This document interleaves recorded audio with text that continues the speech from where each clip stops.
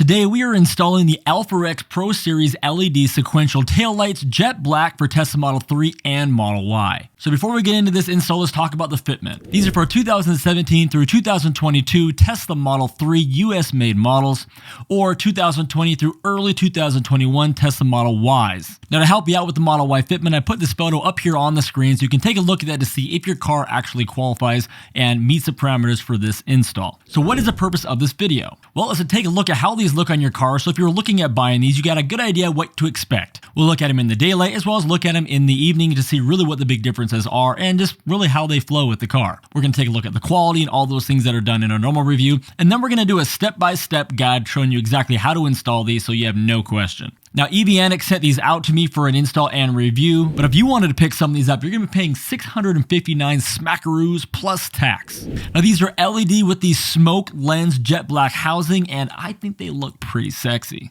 But I'm curious to know what you guys think about them. And after watching the install, is this something that you would tackle? Of all the home projects I have done and installs, I would have to say that these are the by far most DIY friendly install that I have done. And you're going to see that through this install process. This whole process should take you about 30 minutes maximum to completely do this. So let's get into the install. To get started, open up your trunk. Now, mine is a 2019 Model 3, but I've installed the power lift, so there's a few different items that I have in my car that I'll have to deal with that you don't in yours, but that's why my trunk is opening up automatically. Now, real quick on the tools, there's not a lot of tools you need for this project. You need a wrench, you need a plastic pry tool, you need an 8mm socket, and I would get one that either has an extension or has a deep socket. You're gonna need a clip puller, which I actually don't have in this image because I had to buy one later on, and you'll see that I used a screwdriver and pliers to rip out some of these clips that I kind of had to deal with.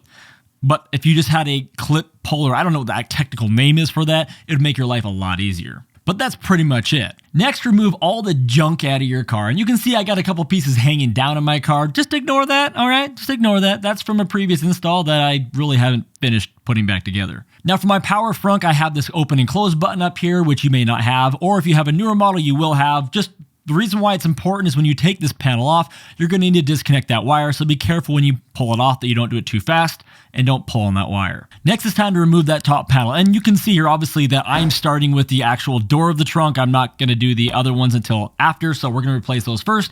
So you're going to start by in the very back. You're starting the very back with that panel and start working your way around. Now, here's the thing with this. There's a reason why so many videos about replacing this kind of stuff on YouTube, you see a lot of cuts in the video, and that is because this is a pain in the butt, and it's hard. And you feel like you're breaking your car, and people don't want to show you how frustrated they are. But this is what it looks like. This is the actual trying to get this off. I start from the very, I guess it would be top of it if it was closed, and start popping it from that side. You just got more room for your fingers to get in there, and you just literally start pulling. You get as close as you can to where the clip is, and then give it a good solid tug, and they will pop off. Believe it or not, it will happen. I've taken these off 3 or 4 times, and I haven't damaged anything yet. However, there is some clip issues you'll have to deal with. So again, just remember to unplug that power on up and down button if you have one underneath of that panel. Now here's the next thing. You're going to have to deal with these clips. The clips need to stay in that panel, but if you're like me, I had 5 of them not stay in the panel, but they got to be in the panel to put the panel back on. So you got to get those clips out. Now, if you actually had a clip puller, which I'm showing you right now on the screen, or maybe I already did, this is not that big of a deal, but if you don't, a flathead screwdriver and some needle nose pliers did the trick for me. However, some of them I really did a lot of damage to. But no worries, even those went back on. And I will just say right now, and I'll throw this up on the screen as well, you can buy a huge set of these for under 30 bucks on Amazon, including a clip puller. So if you've got some kind of project coming up like this, and you want to just be prepared for it, not worry about busting a clip and not being able to put your car back together, just jump on Amazon. In a couple days, you'll have everything you need. And of course, I'll link this one down below in the description. So next thing we're going to do is we're going to go and remove the clips from the actual taillights on the door of the trunk by pulling that little red tab down up there. Once you pull that down, which I had to actually use a flathead screwdriver because there's not a lot of room in there to get your fingernail in there, and it kind of hurts anyway. Just knock that red clip down, then you just pull them with your hand, and those clips come right out. It's quite simple. Do that on both sides. Next, grab your 8mm socket and you take off the one 8mm nut that's holding these on. Now the other ones have 2, but these ones on the door only have one 8mm nut you have to take off. And if they're anything like mine, they were half off anyway, almost falling off. So what's actually holding the door on is you have the one nut like I just said, but then you got 2 pins on the other side that are kind of popped in and they kind of hold it. kind of like snap in, and then you got to snap them out here in just a minute. But take both those 8mm nuts off on either side, so total of 2, 1 on each side, and then close your tailgate. Now you can do this by just pulling it down. You don't have to actually close it, which my, of course, button is disconnected, so I can't do it. But once you get it down, you got to basically pull it straight off, and definitely don't yank it from one side or the other. Try to pull it directly out, which can be kind of hard. So one little way around this is take your plastic pry tool and wedge it in the side that has the 2 pins that are still holding it in.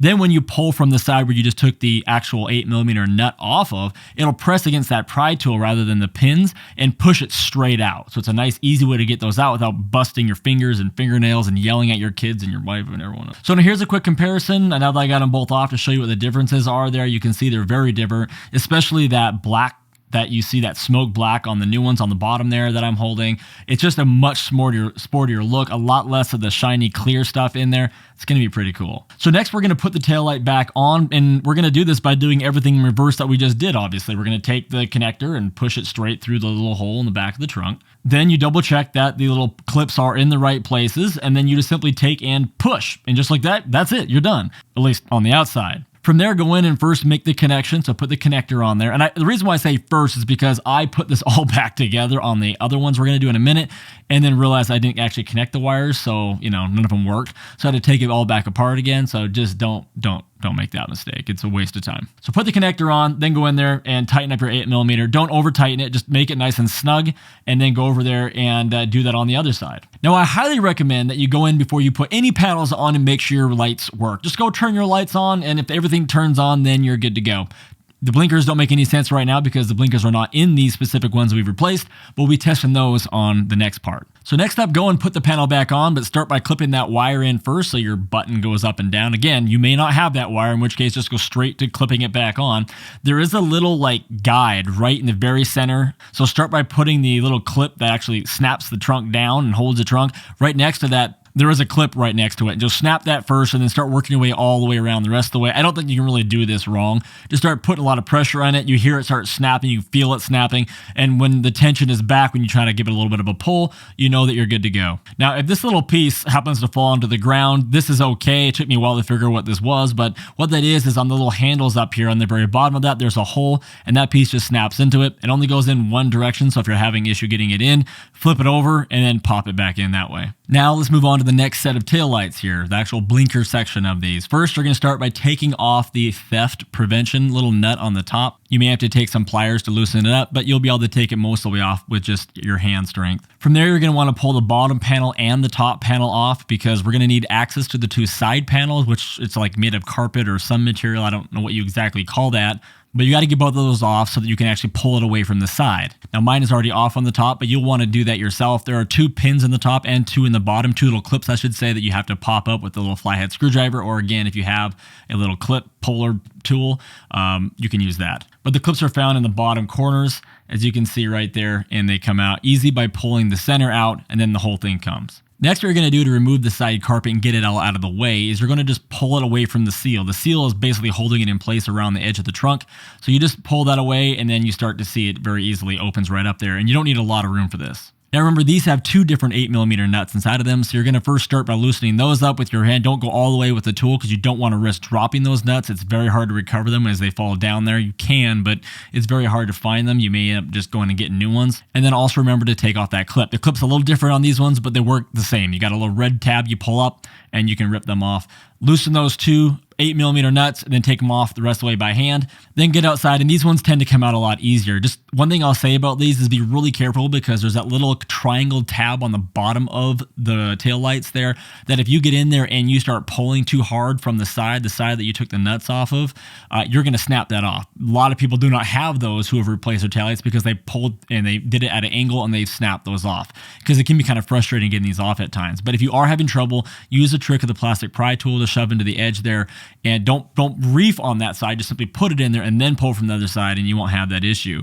But mine came out really easily on these ones, so it was no big deal. Now I would recommend taking this opportunity to clean off a lot of the mud and gunk that gets back inside of there. For my car anyway, there was a ton of junk there, but to each their own. Now, like the other taillights, we're going to just do the same thing in reverse again. Put the wire through the little hole, line up the snaps, and just push. Go inside, get the nuts as tight as you can by hand, plug in the clips, and then snug them up with your 8mm socket. Don't forget to put on your theft prevention cap on the top, and then go to the other side and do the same thing again. Just remember to check the lights before you start putting panels and everything back together to make sure everything is wired properly. It could certainly happen where the wire connection isn't in all the way and the lights don't work. So just make sure that it does work, and then you're okay to start putting panels and everything back together. So to start putting the trunk back together, start with the side panels first, the carpet, by tucking it behind the seal all the way around the trunk there. Don't forget that there's 2 clips on both sides, one on the top, one on the bottom. Make sure you put those back in, and then follow up with that by putting in the lower and upper trim. Remember that lower trim has 4 clips, so just make sure you're hearing all 4 of those. And if you have trouble with them clipping in and then popping back out again, it's probably because the seal on the lower part of the trunk is underneath of the panel currently. So just get as close as you can, and then just go through and pull that seal on top of the trim piece, which you need to do eventually anyway, and then push down again, and they'll clip and stay there. So next what I did is I took the car outside because I wanted to check the alignment and the lines and just see how good these actually are. They're fairly expensive. I mean, most taillights are, and these are pretty high quality. I mean, they feel really high quality, but if they don't look good, that doesn't really matter, right? So I went out and looked at all the lines, and you can see though that they did a really great job for the most part lining all of these up. And there was only a few spots here where I saw some lines that weren't exactly right. And for example, when you look at the top here of the 2 connecting, one was a little bit higher than the other, but that's probably has nothing to do with the taillights. That's just the actual car itself. My original taillights were probably the exact same way. It's probably more to do with the mounting locations on the car than they are the taillights themselves, but there's such a small minor difference there that it's certainly not an issue. And on the other side, it was the same kind of thing, just a little tiny bit of separation there, but for the most part, it's just spot on perfect. And for the other lines, it all fit perfectly with the side part of my taillights and the trunk line and everything. I have absolutely no issues with these. They actually looked really clean, and I'm hoping I'm giving you guys enough angles there to really look at these and just see just how clear and how well these actually look. So we've done it. We've installed them. We've got them in the car. Easy install, right? Something anybody could do, no problem at all. Very few amount of tools, but how does it actually look? Well, I simply love it. I mean, you guys know me. I put a lot of stuff on my car for either review purposes or because I actually like it. A lot of the stuff I've ripped back off of my car, but these are for sure staying on my car. In fact, my wife is very jealous that they don't fit her new Model Y and is on the hunt right now for another company's taillights to replace on her car. I felt kind of bad because she actually had me reach out to EVNX about these specific taillights because she wanted them on her Model Y. So I actually installed them on her Model Y without really checking the fitment and had to pull them back off because they don't fit her model. So guess whose car they got to go on? Mine. But I think they look absolutely incredible, and at night they really pop as well. They definitely don't look like the stock ones. I like the animation that they have for the blinkers. So overall, I'm really happy. So let me know once again what you guys think down in the comments below, and if you happen to pick some of these up for the holiday or whatever, let me know down in the comments so I can thank you for using my code down below. And if you have any further questions, let me know down in the comments and I'll try my best to get back to you. I try to watch each video that I post really closely within the first 48 hours.